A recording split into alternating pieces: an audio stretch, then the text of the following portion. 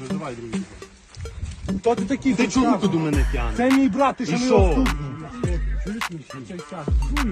Це є кримінальна відповідальність.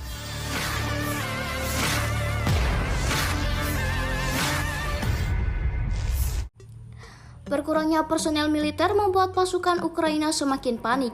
Misi untuk mengalahkan Rusia semakin tidak mungkin untuk tercapai jika anggota militer terus berkurang.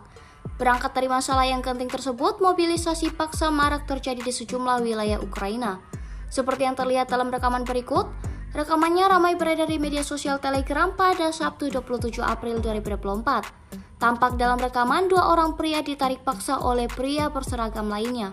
Diketahui mereka dipaksa untuk ikut andil dalam berperang melawan Rusia. Tidak diketahui seperti apa nasib mereka selanjutnya. Video ini viral dan menuai beragam respon dari warganet.